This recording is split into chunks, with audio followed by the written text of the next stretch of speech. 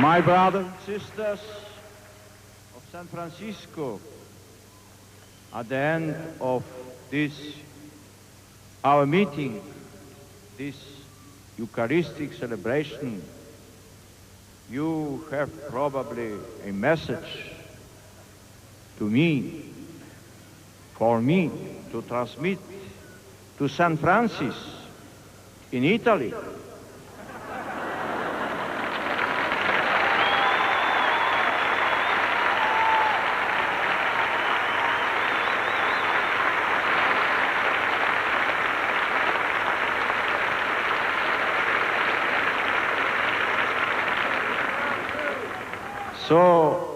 So I think I shall say to your Saint Patron, Saint Francis, that he should remain still in Assisi for the whole world. But I shall say to him that his spiritual presence here at the west coast of America is very, very, very needed.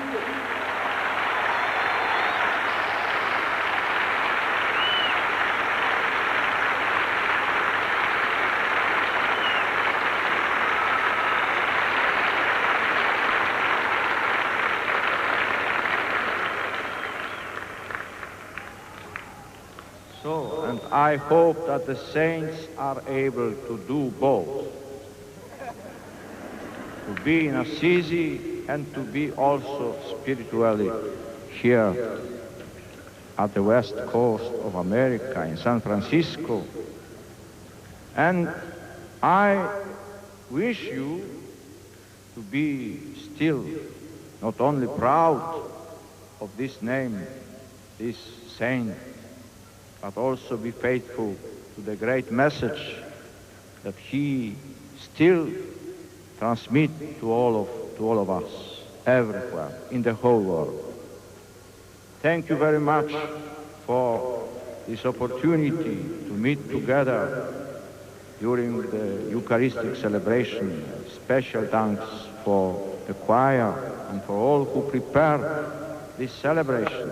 I say that here,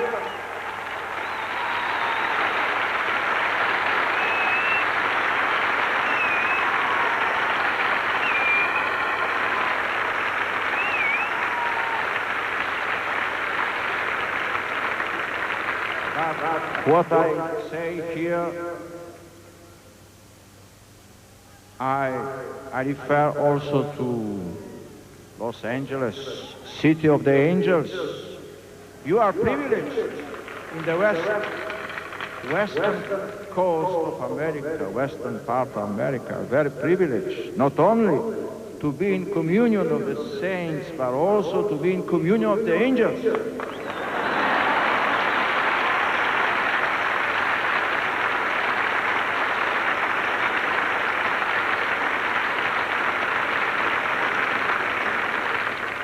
Again, thank you very much, and God bless you, every one of you, your families, and all your community, San Francisco and of California. Praise be our Lord Jesus Christ.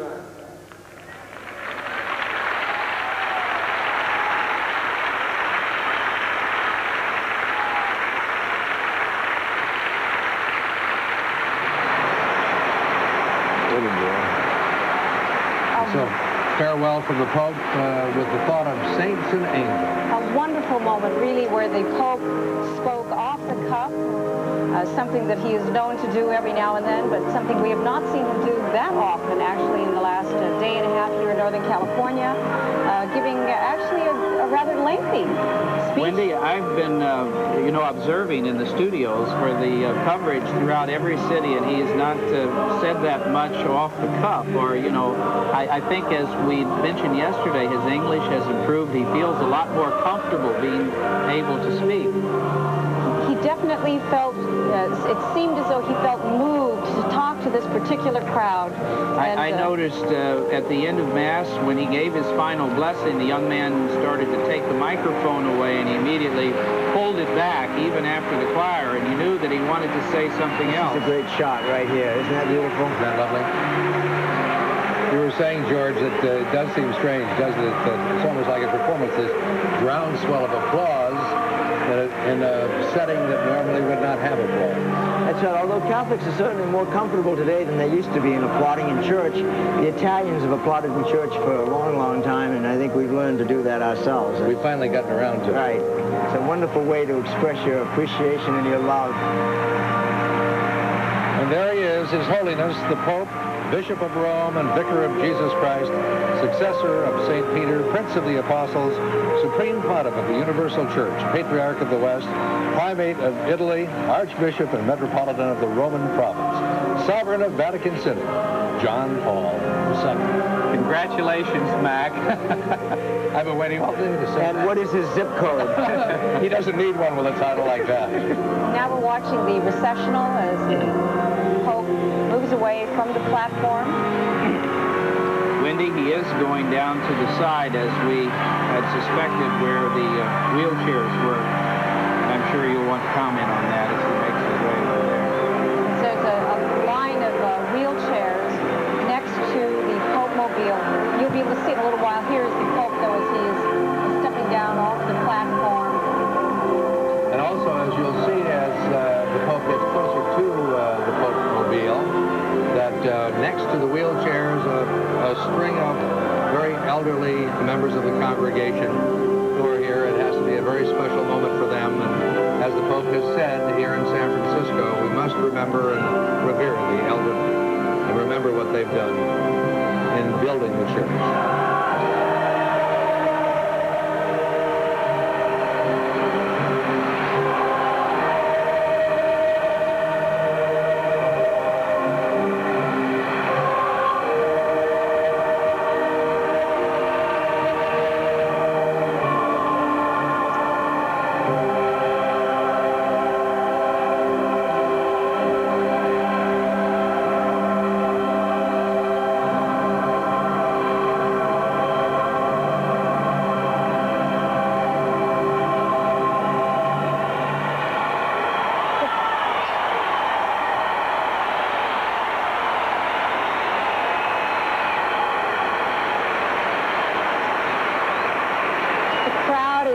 Giving the Pope a very warm goodbye here. Candlestick Park, of course, is used to applause and noise, big crowds and teams playing. Here is one individual. Security requires that you remain in your place until His Holiness has left the park. Please remain in your seats until notified that you are clear. Thank you. You can see that the Pope is now beginning to greet members of people who were here to celebrate Mass with him. He's working his way towards the Pope mobile.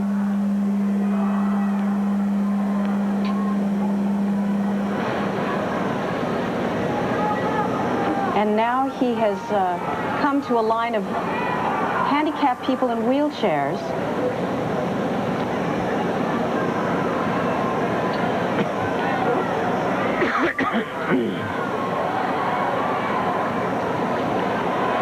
See, the firemen are getting their handshake in there, too.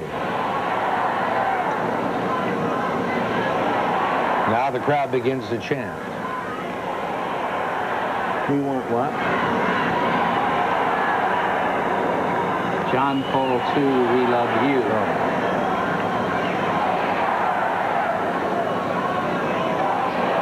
There's a very elderly gentleman there.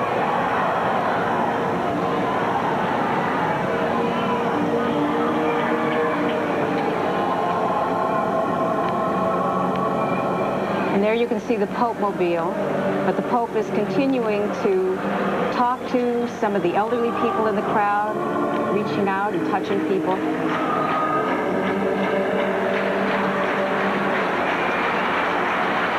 The biggest problem with John Paul, it seems, is that he never wants to leave. He always wants to touch one more person, make one more contact with his congregation.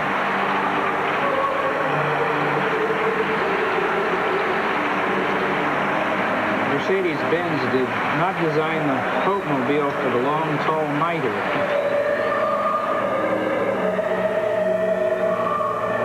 Pope and Archbishop John Quinn stepping into the Pope-mobile now.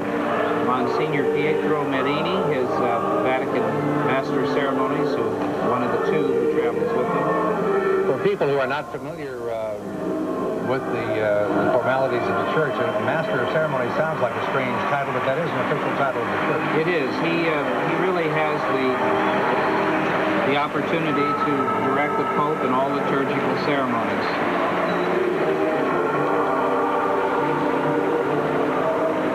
One final time, the Pope-mobile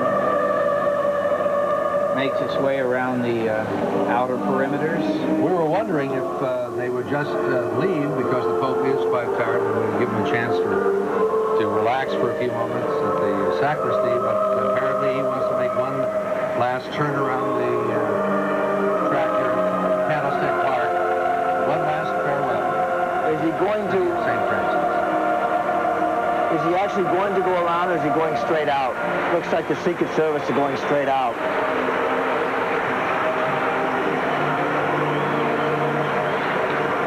I think you're right. They've blocked off the track. Right, I think he'll go straight out. His airplane was scheduled for 1:45, and by the McElhatton Memorial timepiece there, Papal Standard Time. it's about 1:22, so I suppose he's pretty close to schedule. Of course, there's one nice thing about being the Pope, you know. You don't have to worry about them taking off without you. You can hear the crowd cheering and clapping as the Pope leaves the stadium. As we sit in this box overlooking the playing field of Candlestick Park, you can just feel that love rushing up. Ladies and gentlemen, security requires that you enter your place in the You can hear over the PA system that they're announcing that people have to stay in their seats. The directors of the stadium said at our briefing that it will be the most orderly exit from Candlestick Park in the history of San Francisco. Well, I talked to some of the police officers who are here today, and they said what a thrill to be here with a full house of people who are happy and who are joyous, not a problem. And nobody lost a game. The Pope has left the stadium now, and they have set up a trailer, or a mobile home for the Pope outside of the stadium where he's going to be able to change or to divest and to get ready for his trip from San Francisco to Detroit. And here you see the floor of Candlestick Park, people milling about. The electronic signs here all say, please remain in place, and Michael Pritchard has twice now asked the congregation to stay in their seats until the Pope has left Candlestick Park. But still, that's a little hard when you've got a crowd this size there. Some of them are on the move. You know, it was interesting in this particular Mass. The homily that he gave was a very theological one, almost like instruction in the church. He quoted frequently from the scriptures. And then at the end of, there's the PA system again. But at the end of the Mass, he took a moment to give a very personal, warm kind of a goodbye to San Francisco. Very different from yesterday, where at Laguna Seca, he had a homily that was very geared for that local area and a lot of political references. And one that created some sparks. This was the Pope as teacher, but also in his ad-lib comments at the end, Pope as super communicator. Yeah, I guess what I was thinking was that in the homily that he had today, because it was such a highly structured one and so theological, you really didn't get a sense of that great communicator. You didn't get a sense of the warmth. When you got that was at the very end of the Mass, when he broke away from everything and took a moment to reach out and to really talk to this crowd. You could tell that he seemed moved to want to say something in particular to this group of people. If I might remark at this time, when